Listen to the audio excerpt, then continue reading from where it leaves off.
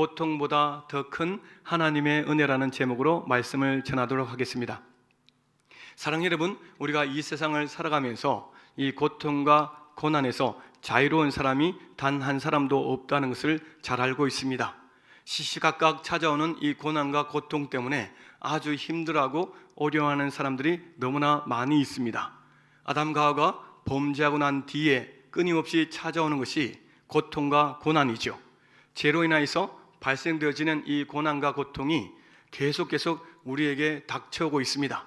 어떤 사람은 한 고통을 잘 이겨내는데 또 다른 큰 고통이 찾아와서 계속적인 고난과 고통 속에서 힘들어 하시는 분들이 참 많이 있습니다. 인생에 있어서 어떤 사람은 인생은 용광로와 같다라는 말을 하였습니다. 끊임없이 고통이 찾아오고 절망과 어려움이 찾아온다는 것이죠. 그 누구도 이 고난과 고통에서 피할 자가 없음을 성경에서도 분명히 말씀하고 있습니다. 저는 지난주에 갑자기 육신의 질병과 고통으로 힘들어하는 성도님들을 알게 되었습니다. 우리 김명건 집사님께서 건강검진을 하시는데 폐에서 혹이 발생하여서 병원에 입원하셨습니다. 근데 지금 하나님 은혜로 예배를 같이 드리시고 계십니다. 7월 11일 날 수술을 하시는데 수술이 잘 되시고 빨리 회복하셔서 더욱더 하나님 앞에 강건한 모습으로 나오실 수 있도록 기도해 주시면 감사하겠습니다.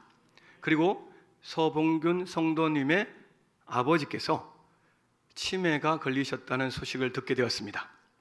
멀리 떨어진 아버님께서 어려운 가운데 계시고 어머님께서도 많이 아프신 가운데 어려움에 놓이게 되셨습니다. 예수님을 잘 믿으시고 빨리 회복되실 수 있도록 기도해 주시면 감사하겠습니다. 그리고 우리 교회에 매일 거의 기도하러 나오는 청년이 있습니다. 30대 초반의 청년이 있는데 이 청년이 말기암 환자로 고통 가운데 있습니다. 매 순간순간 하나님의 도우심, 하나님의 은혜를 간절히 바라면서 기도 중에 있습니다. 최근에 우리 성도님들 중에서 암 치료를 하시고 회복 중에 계신 분도 계시고 여러 크고 작은 질병으로 인하여서 고통 중에 계시고 치료 중에 계시는 분들이 계십니다. 하나님께서 그분들을 위로하여 주시고 치료의 강선을 발하여 주셔서 빨리 회복해 하여 주시기를 간절히 기도드립니다. 그리고 경제적인 문제로 어려움에 빠진 성도님들이 계십니다. 직장이 어려워서 실직하신 성도님도 계시고 사업을 하시는데 사업 때문에 어려움에 겪고 힘든 시간을 보내신 분들도 계십니다. 여러 가지 문제가 계속 발생하고 있습니다. 전 세계 곳곳에 전쟁과 기근의 소식도 들려오고 수많은 어려움들이 복합적으로 찾아오고 있죠. 이런 문제들이 계속 발생되어지면 우리가 힘들어지고 어려워집니다. 때로는 마음이 낙심에 차서 두려움거나 근심에 쌓일 때가 있다는 것입니다. 그렇기 때문에 성경에서는 이 힘들고 어려운 문제가 찾아왔을 때 어떻게 대처하고 처리하는가가 너무나 중요함을 말씀하고 있습니다. 우리는 고난과 고통이 찾아오면 그 고난과 고통에 집중합니다. 그런데 성경에서는 그 고난과 고통에 집중하기보다 그 고난이 찾아왔을 때 그 고난이 불행이요 저주가 아니라 또 다른 어떤 의미에서 하나님의 도우심과 은혜와 역사심을 통하여서 축복이 될 수 있음을 바라보아야 된다고 분명히 말씀하고 있는 것이죠. 예수 그리스도를 믿는 사람들에게는 이 고난이 닥쳐왔을 때 어떤 마음가짐, 어떤 태도를 가지는가가 너무나 중요함을 오늘 본문의 말씀에서도 말씀하고 있습니다. 우리가 고난과 고통이 찾아왔을 때 어떻게 하면 이 고난과 고통을 극복할 수 있을까요? 오늘 본문에서 주시는 제일 첫 번째 은혜가 무엇입니까? 첫째로 고난과 고통이 찾아왔을 때 하나님께서는 이 고난을 이길 수 있는 능력과 은혜를 베풀어 주신다는 것입니다. 고난을 이길 수 있는 은혜를 베풀어 주신다는 것, 이것이 얼마나 놀라운 은혜입니까? 하나님은 오늘도 저와 여러분에게 은혜를 베푸시고 계십니다. 우리가 당하는 고난, 고통, 우리 하나님 너무나 잘 아시죠? 내가 어떤 것으로 힘들어하고 어려워하는지를 주님은 너무나 잘 아시는 것입니다. 그래서 하나님은 끊임없이 우리에게 은혜를 베풀어 주시고 계십니다. 고난이 큰 것보다 우리가 예수 그리스도를 믿으면 믿을수록 하나님의 은혜가 더 크고 위대함을 우리는 알게 됩니다. 믿음이 무엇입니까? 고난 속에서도 하나님의 그 크신 은혜, 능력을 경험하여서 하나님께서 이 고난을 이기게 하여 주셨다라는 것이죠. 하나님 분명히 고난 가운데 우리를 무너뜨리거나 망하지 않게 하십니다. 오히려 그 고난 속에서 우리에게 하나님의 은혜를 부어주셔서 더 큰 믿음을 가지게 하여 주신다는 것입니다. 이것을 오늘 본문 8절 9절에서 분명히 말씀하고 있습니다. 우리 같이 8절 9절 말씀을 읽겠습니다. 우리가 사방으로 우겨쌈을 당하여도 쌓이지 아니하며 답답한 일을 당하여도 낙심하지 아니하며 박해를 받아도 버림받지 아니하며 거꾸로 뚫림을 당하여도 망하지 아니하고. 아멘. 사도 바울이 복음을 전하고 귀한 사명을 감당하면 감당할수록 사방으로 우겨 쌓임을 당하였고, 그리고 낙심한 일을 경험하였고, 박해를 받았고, 거꾸로 뚫림을 당하였음을 말씀하고 있습니다. 그런데 그런 어려움 속에서 결코 망하거나 실패하거나 넘어지지 않았음을 말씀하고 있습니다. 그것이 오늘 본문에서 강조하고 있는 것이 사도 바울의 능력과 지혜가 아니라 하나님의 은혜가 임하여서 그 모든 고난과 고통을 이겨내었음을 말씀하고 있는 것이죠. 성경에는 거대한 두 가지 주제가 있습니다. 그것이 무엇입니까? 고통과 은혜라는 것입니다. 우리의 삶 속에는 끊임없이 고통이 찾아옵니다. 죄로 인하여서 이 세상은 고통과 고난이 가득 차 있습니다. 그런데 하나님께서는 그 고난과 고통 속에서 우리를 내버려 두시는 것이 아니라 고난과 고통보다 더 크신 하나님의 은혜를 부어주시고 계십니다. 아무리 고난과 고통이 큰다 할지라도 우리 하나님의 은혜보다 더 크지 못합니다. 성경은 하나님의 은혜가 제일 크고 위대함을 말씀하고 있습니다. 세상 사람들은 알 수 없는 고난과 고통 속에서 힘들어하고 오려합니다. 그 고난 때문에, 그 고통 때문에 절망하고 망하여서 영원한 지옥 형벌을 받게 되죠. 그런데 우리는 고난 속에서 망하지 않습니다. 그 하나님의 은혜를 통하여서 우리는 그 고난을 이겨내고 반드시 승리하게 되는 것입니다. 고난 속에서 누가 찾아오고 고난 속에서 어떤 은혜를 받는가가 너무나 중요합니다. 내 인생을 결정하는 것은 이 고난 속에서 누가 찾아오는가입니다. 고난 속에서 내가 어떤 것을 받느냐가 가장 중요해요. 하나님은 고난 속에 있는 저와 여러분을 찾아오십니다. 그리고 하나님의 놀라운 은혜를 부어주셔서 그 모든 고난을 이겨내게 하시죠. 고린도전서 10장 13절 말씀을 같이 한번 봉독하시겠습니다. 사람이 감당할 시험 밖에는 너희가 당한 것이 없나니 오직 하나님은 미쁘사 너희가 감당하지 못할 시험 당함을 허락하지 아니하시고 시험 당할 즈는 또한 피할 길을 내사 너희로 능히 감당하게 하시느니라. 아멘. 이 말씀이 오늘 저와 여러분에게 주시는 말씀입니다. 이 말씀이 하나님의 약속의 말씀이고 반드시 하나님은 이루어 주십니다. 어떠한 시험, 고난, 힘들고 어려운 수많은 일들이 찾아온다 할지라도 우리 하나님은 신뢰할 만한 분이십니다. 우리에게 은혜를 부어주셔서 그 모든 고난을 피하게도 하시고 그 모든 고난을 이길 수 있도록 은혜를 부어주시는 것이죠. 그렇기 때문에 우리는 그 어떤 고난에서도 절대 망하지 않습니다. 저와 여러분의 고난은 하나님과 연결되어 있기 때문에 그렇습니다.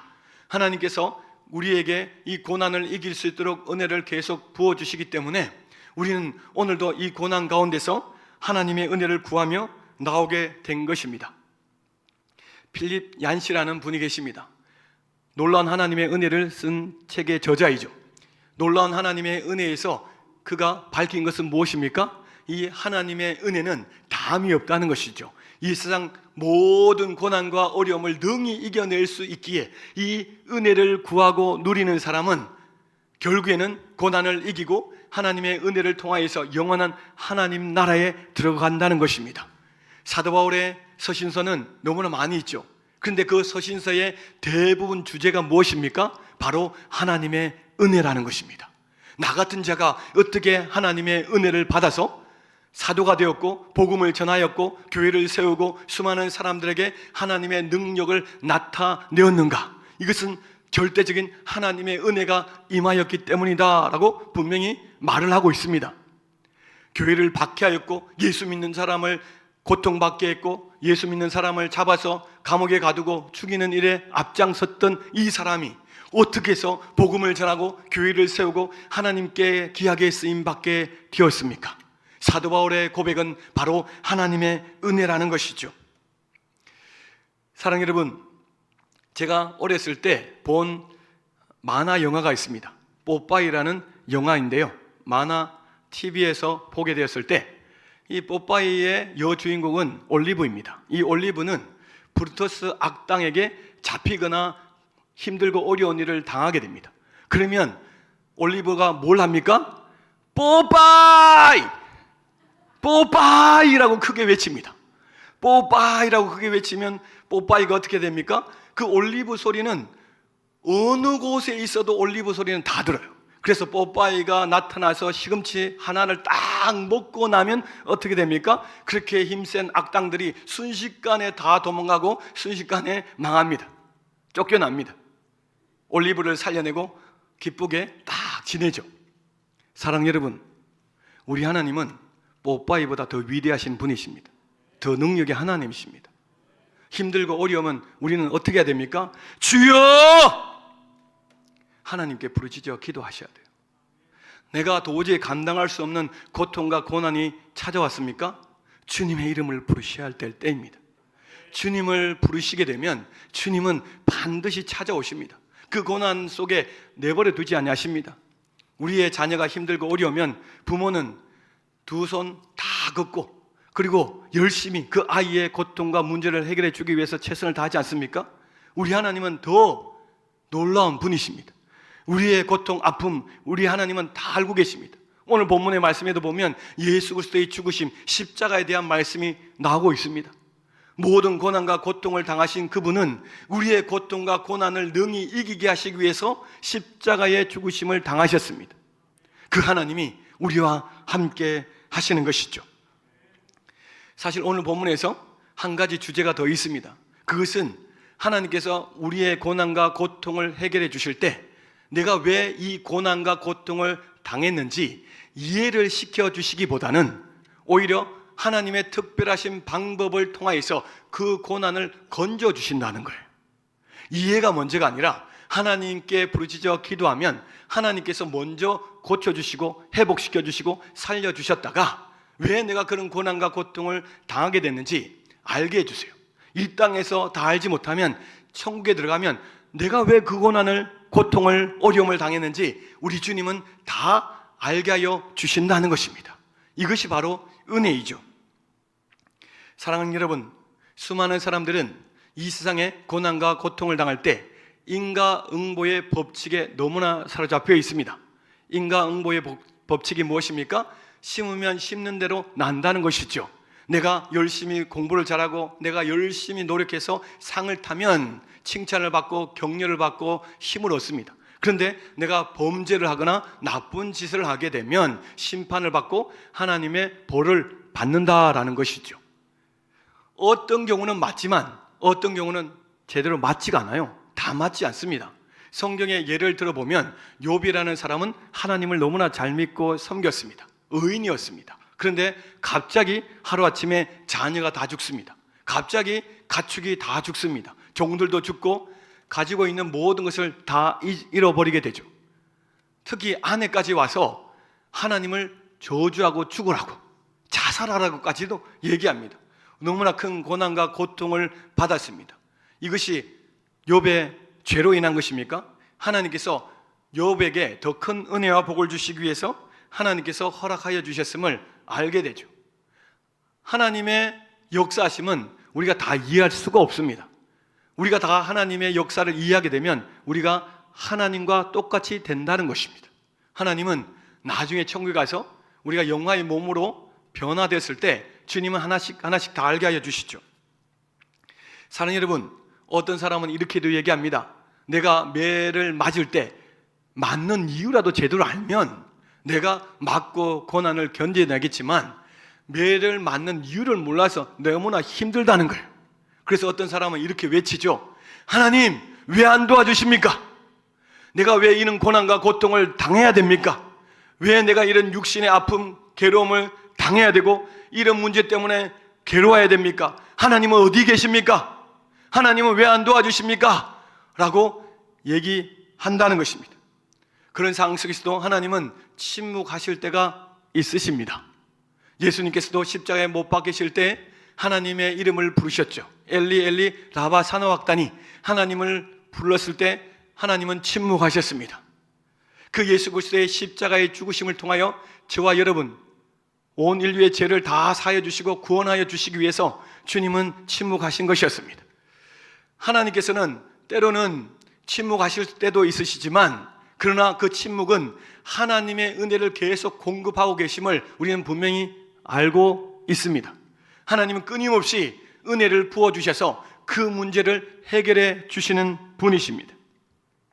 지금 상황에서 어려움을 이해하고 설득하고 또 그 문제에 대해서 집중하는 것보다 오히려 하나님의 특별한 개입하심, 하나님의 특별한 은혜를 구하여서 치료와 회복을 받으시는 저와 여러분 되시기를 주님의 이름으로 축원드립니다. 두 번째로 오늘 본문에서 주시는 은혜가 무엇입니까? 이 고난과 고통을 이길 수 있는 능력은 바로 하나님께서 주시는 그 은혜에 감사를 표현하게 되면 이 감사가 결국에는 더 큰 은혜를 받아서 이 고난과 고통을 이기게 하여 준다는 것입니다. 사람들은 고난과 고통을 당하면 하나님의 은혜를 잊어버리고 그 고통에 계속 묵상해요. 그러다 보면 원망, 불평이 막 쏟아지죠. 주변 사람들이 비난하고 조롱하면 더욱더 마음이 무너지고 힘들어져서 자꾸 자학하거나 마음이 깨어져 버립니다. 두렵거나 무서워지죠. 그러면 이 입술이 자꾸 부정적인 말이 나와요. 부정적인 말이 나온다는 것은 마귀가 기뻐한다는 것이죠. 그런데 하나님께서는 고난과 고통을 받는 사람들에게 은혜를 부어주시는데 그 생각과 입술을 변화시켜 주신다는 것입니다.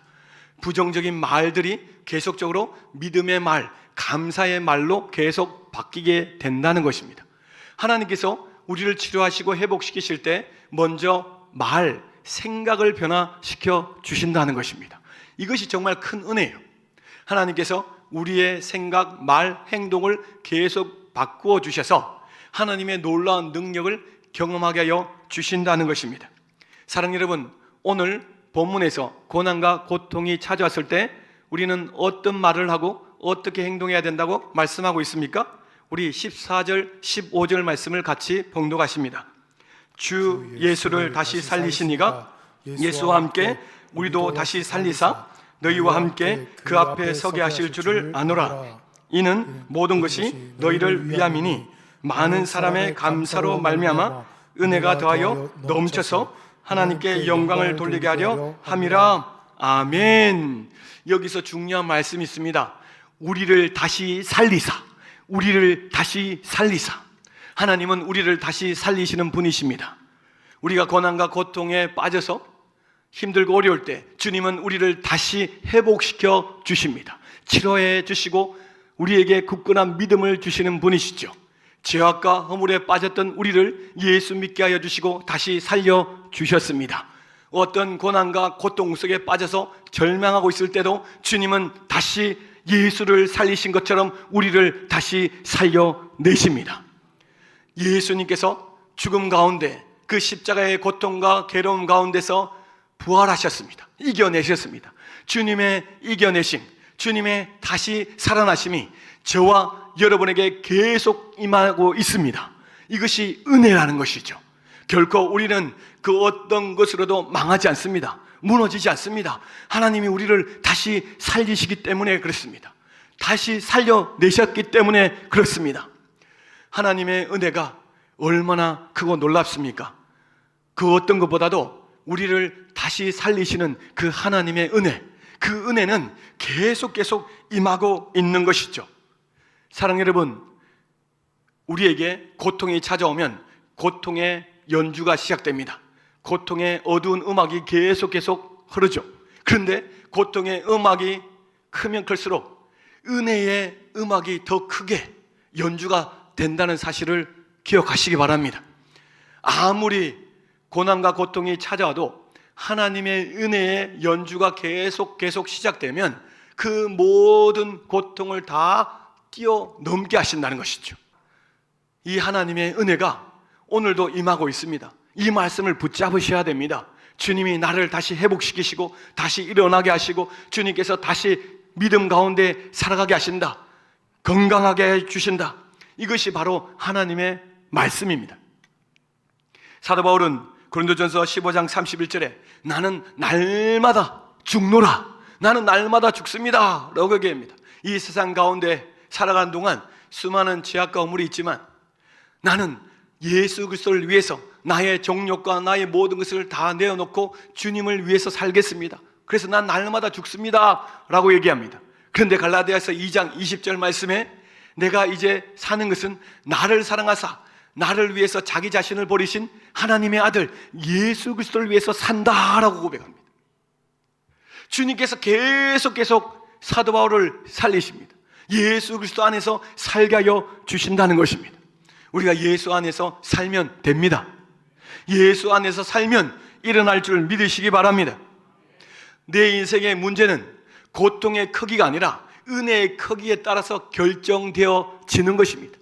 우리 하나님의 은혜는 담이 없습니다. 우리 하나님의 은혜는 막을 수가 없습니다. 우리 하나님의 은혜는 위대하고 놀랍습니다. 하나님은 오늘도 말씀하고 계십니다. 이 하나님의 은혜를 구하라고 말씀하고 있습니다. 이 하나님의 은혜를 누리라고 말씀하고 있습니다. 이 하나님의 은혜를 찾아서 그 고난에서 벗어나라고 말씀하고 계십니다. 하나님의 은혜가 임하게 되면 다시 살아납니다. 다시 회복이 됩니다. 이 말씀을 붙잡으시기 바랍니다. 자, 15절 말씀 다시 한번 더 읽겠습니다. 이는 모든 것이 너희를 위함이니 많은 사람의 감사로 말미암아 은혜가 더하여 넘쳐서 하나님께 영광을 돌리게 하려 함이라. 아멘. 이 모든 것이 너희를 위함이다. 그런 고난과 고통에서도 하나님의 은혜를 받아서 우리가 감사가 넘쳐요. 많은 사람이 감사가 더해집니다. 사실 우리가 가정에서 힘들고 어려운 일이 벌어지면 불평불만하다가 은혜 받은 한 사람이 하나님께 감사합시다. 하나님께 감사합시다. 감사를 표현해요. 그러면 어느 순간에 그 가정이 감사걸로 넘쳐요. 교회에서도 원망 불평이 가득 찼던 그 상황 속에서 한 사람이 감사를 표현해요. 감사하고 또 감사하니까 주변 사람들이 계속 감사가 흘러 넘칩니다. 감사가 흘러 넘치면 어떻게 된다고 말하고 있습니까? 많은 사람의 감사로 말미암아 은혜가 어떻게 된다고 말하고 있습니까? 더하여 넘치게 된다는 것입니다. 저와 여러분이 감사를 표현하면 더 큰 은혜가 임합니다. 더 큰 은혜가 임하면 임할수록 그 문제에서 빨리 벗어나게 돼요. 감사가 아닌 원망과 불평을 계속 쏟아내면 여러분 더 시간이 필요한 겁니다. 은혜를 구하셔야 돼요. 주여, 이 입에서 우리 가정에 우리 교회가 감사가 넘치게 하여 주시옵소서. 그러면 정말 하나님의 은혜, 그 놀라운 위대하신 하나님의 은혜로 말미암아 우리가 행복해져요. 기쁨으로 살아갈 수 있게 되는 것이죠. 사랑하는 여러분, 민수기 14장 28절 말씀 같이 한번 읽겠습니다. 그들에게 이르기를 여호와의 말씀에 내 삶을 두고 맹세하노라. 너희 말이 내 귀에 들린 대로 내가 너희에게 행하리니. 아멘. 하나님께서도 이스라엘 백성들에게 말씀하십니다. 너희 말이 내 귀에 들린 대로 내가 그대로 행하겠다. 너희 말한 대로 내가 다 이루어 주겠다라고 말씀하고 있습니다. 사랑하는 여러분, 감사를 하면 할수록 주님께서 더 큰 영광을, 은혜를 베풀어 주십니다. 이것을 믿으시기 바랍니다. 주여, 이 입술에 감사가 넘치게 하여 주시옵소서. 고난 속에서 하나님께 감사를 표현하게 도와 주시옵소서. 기도하시기 바랍니다. 사랑하는 여러분, 어떤 사람은 이 세상에서 내가 가장 힘들고 어려운 고난을 당했다라고 생각하는 사람들이 있습니다. 그 누구보다도 내가 가장 힘들고 어렵다, 이 세상에서 나보다 더 고통당한 사람이 어디 있느냐고 말하는 사람들이 있습니다. 이 세상에서 가장 큰 고난과 고통을 당하셨습니까? 그 가장 큰 고통과 고난보다 더 크신 하나님의 은혜가 임하실 것입니다. 이것을 믿음으로 받으시기 바랍니다. 사랑하는 여러분, 사실 우리가 당하는 이 고난과 고통 설명이 잘 안 됩니다. 그런데 우리에게 임하신 하나님은 더더욱 설명이 안 돼요. 왜 예수님이 십자가에 못 박혀 죽으셨습니까? 그분이 죄가 없으신데 왜 그는 고난과 고통을 당하셔야만 하셨습니까? 저와 여러분을 살려내시기 위함이 아니십니까? 저와 여러분이 예수님을 믿고 구원받았습니다. 이 세상에서 가장 큰 기적이 무엇입니까? 저와 여러분이 예수 믿고 구원받은 것 아닙니까? 이 세상에서 가장 큰 능력이 무엇입니까? 죄의 영원한 죽음의 사망의 권세에 빠져있던 저를 살려서 영원한 천국으로 보내십니다. 하나님은 분명히 우리를 천국에 영원토록 살게 하십니다. 이것보다 더 큰 은혜가 어디 있습니까? 하나님 말씀 읽고 하나님의 자녀답게 살아가고 하나님의 능력, 성령의 충만함을 받고 있습니다. 이것보다 더 큰 하나님의 은혜가 어디 있습니까? 사실 여러분이 당하는 고난은 기껏 해봐야 100년입니다. 이 100년 안에 고난과 고통이 다 끝나요. 그런데 영원한 천국에 들어가면 어떻게 됩니까? 영원토록 하나님의 은혜를 누리게 됩니다. 우리가 아프면 몇 년, 아니 몇 달, 몇십 년 고통을 받죠. 그런데 우리가 누리는 은혜는 몇십 년, 몇 년이 아니라 수십억 년 영원한 행복과 기쁨을 누리게 된다는 것이죠. 이 하나님의 은혜를 기억하시기 바랍니다. 절망하지 마시기 바랍니다. 이 고난의 끝이 있습니다. 이 슬픔의, 이 괴로움의 끝이 분명히 있다는 것이죠. 이 끝에 영원한 기쁨이 있다는 사실을 기억하시기 바랍니다. 고린도전서 15장 10절에 사도 바울은 이렇게 고백합니다. 같이 한번 읽습니다. 내가 나된 것은 하나님의 은혜로 된 것이니 내게 주신 그의 은혜가 헛되지 아니하여 내가 모든 사도보다 더 많이 수고하였으나 내가 한 것이 아니요 오직 나와 함께 하신 하나님의 은혜로다. 아멘. 내가 복음을 전하는데 매도 맞고 고통을 당하고 죽을 뻔한 그런 도를 맞은 일들이 여러 차례 있고 얼마나 많은 슬픔과 아픔을 당했는데 그럼에도 불구하고 그 모든 것을 이겨내고 복음을 전하고 사명을 다하는 그날까지 열심히 쓰임 받았던 이유가 하나님의 은혜라는 것입니다. 하나님의 은혜가 계속 임하여서 내가 나 되었다. 이 사명을 온전히 감당하였음을 말씀하고 있는 거죠. 사랑하는 여러분, 저와 여러분은 사도 바울처럼 귀하게 쓰임 받을 줄 믿습니다. 우리가 쓰임 받는 동안 어려움이 찾아올 수도 있어요. 그런데 그 어려움을 뛰어넘게 하시는 하나님으로 인하여서 우리도 하나님 앞에 칭찬과 인정을 받는 사람이 된다는 것이죠. 주님께서는 오늘도 저와 여러분에게 이 은혜를 부어주십니다. 세 번째로 우리가 고난과 고통을 이길 수 있는 이유가 무엇입니까? 이 고난과 고통 가운데 하나님께서는 반드시 하나님의 영광을 드러내십니다. 하나님의 영광을 보여주셔서 이 고난이 끝이 아니라 이 고난 속에서 하나님의 영광을 통하여 우리가 더욱더 하나님을 잘 믿게 된다는 것입니다. 사랑하는 여러분, 오늘 본문 15절 말씀 다시 한번 읽겠습니다. 이는 모든 것이 너희를 위함이니 많은 사람의 감사로 말미암아 은혜가 더하여 넘쳐서 하나님께 영광을 돌리게 하려 함이라. 아멘.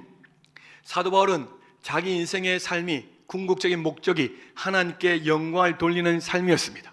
내가 아무리 고난을 당하고 어려움을 당하고 눈물 나고 괴로워도 나의 삶은 분명히 하나님의 은혜를 받아서 하나님께 영광 돌리는 삶이다. 이것이 사도 바울의 신앙이자 믿음이었던 것입니다.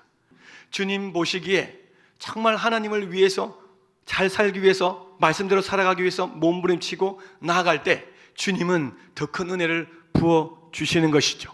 더 큰 영광을 받아주시는 것입니다. 우리가 요한복음 11장의 말씀에 보면 나사로 이야기가 나옵니다. 죽은 나사로 사건을 잘 아시죠? 그 당시에는 젊은 청년이 죽게 되면 하나님께 범죄하여서 심판받아 죽었다라는 그런 이야기가 있습니다. 그런 전통이 있어요. 근데 젊은 나이에 나사로가 죽습니다. 나사로가 죽었는데 동생들이 있죠. 마리아와 마르다. 그 동생들이 있는데 그때는 여인들이 경제활동을 할 수 없었기 때문에 살아가기가 너무나 힘든 그런 생활이었습니다. 가장이었던 오빠가 죽었기 때문에 얼마나 큰 어려움이 찾아왔습니까? 무엇보다도 예수님 앞에 무엇을 간구합니까? 오빠가 고통당하고 정말 죽기 전에 한 번만 찾아와서 살려달라고 부탁했습니다. 근데 예수님은 그 부탁을 들어주지 아니하셨습니다. 나중에 나사로가 죽고 난 뒤에 찾아오신 것이죠. 부탁을 들어주지 않고 오빠가 죽었을 때 마리아 마르다는 얼마나 낙심이 되었을까요? 얼마나 불평과 원망이 쏟아졌을까요? 예수님께서 오셨더라면 나을 수 있었을 것인데, 오빠가 죽지 않았을 것인데 라는 생각을 하지 않았겠습니까? 그런 어려운 가운데 예수님께서는 바로 이 말씀을 주십니다. 요한복음 14장 4절 말씀을 같이 한번 읽겠습니다. 예수께서 돌이키시고 이르시되 이 병은 죽을 병이 아니라 하나님의 영광을 위함이요 하나님의 아들이 이로 말미암아 영광을 받게 하려 함이라 하시더라. 아멘. 예수께서 이 마르다 마리아의 간청을 들으셨어요. 들으시고 말씀하시는데 이 병은 죽을 병이 아니라 하나님의 영광을 위한 병이다 라고 말씀하여 주셨습니다. 그리고 나사로가 죽고 난 뒤에 무덤 앞에서 나사로를 불러내시죠. 다시 살아나게 하여 주셨습니다. 할렐루야. 어떻게 보면 병에서 고통을 받은 나사로를 살리신 것보다 죽은 나사로를 살리신 것이 더 큰 능력이지 않습니까? 하나님께서 더 큰 능력과 영광을 보여주셨다는 것입니다. 마리아 마르다가 낙심했던 그 마음에서 어떤 마음이 들었습니까? 하나님의 고쳐주시고 살려주심을 통하여서 완전히 더욱더 하나님을 경외하고 섬기는 사람들이 되었다는 것입니다. 사랑하는 여러분, 내 생각과 내 뜻에 따라서 고쳐주시고 회복시켜주시고 도와주시면 좋겠지만 하나님의 때가 있다는 것을 믿으시기 바랍니다. 반드시 하나님은 하나님의 때에 역사하여 주십니다. 그러기에 우리는 낙심하지 말고 계속적으로 하나님을 찾고 은혜를 구하며 나가시기 바랍니다. 그러면 주님은 반드시 주님의 때에 나타나셔서 도와주시고 역사하여 주십니다. 이것이 하나님께서 우리에게 주시는 은혜라는 것입니다. 어떤 사항으로 인하여서 이 문제가 생겼는지 우리는 알지 못해요. 죄로 인하여 생겼던, 아니면 하나님께서 더 큰 은혜와 능력을 부어주시기 위해서 허락하신 시험이든 어떤 문제든 간에 우리가 해야 될 것은 하나님을 찾고 하나님 앞에 엎드리고 기도하면서 내 입과 생각이 감사로 또 하나님의 영광을 볼 수 있는 믿음을 달라고 기도해 보시기 바랍니다.